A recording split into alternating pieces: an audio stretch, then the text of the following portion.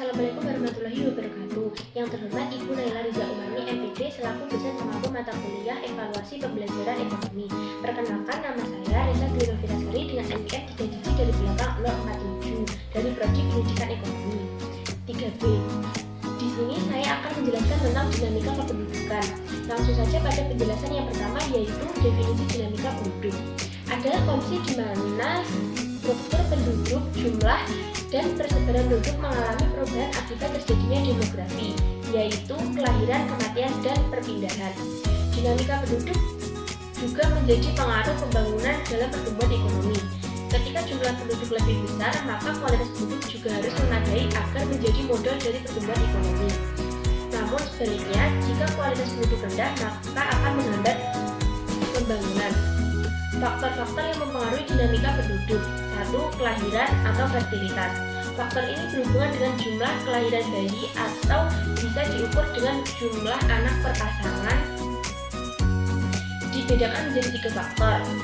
Antara lain, faktor yang mempengaruhi hubungan kelamin pada usia produktif, faktor yang mempengaruhi kemungkinan konsepsi, faktor yang mempengaruhi kehamilan dan kelahiran. 2. Kematian atau mortalitas. Berkaitan dengan tingkat kematian penduduk yang ada pada suatu daerah atau wilayah. Namun tidak semua kejadian kematian dicatat dalam demografi. Contohnya, jumlah keguguran dan stillbirth tidak dihitung sebagai suatu kematian.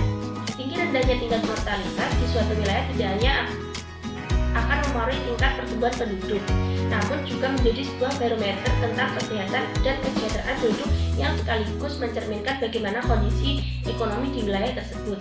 Sumber data mortalitas diambil dari registrasi dan sensus atau survei. 3. Perpindahan atau migrasi. Migrasi merupakan perpindahan penduduk dari suatu daerah ke daerah lain, baik yang bersifat sementara ataupun menetap dalam waktu yang lama. Migrasi dapat dibedakan menjadi 2, yaitu migrasi nasional dan migrasi internasional. Sekian pemaparan materi dari saya, ada kurang lebihnya mohon maaf. Wassalamualaikum warahmatullahi wabarakatuh.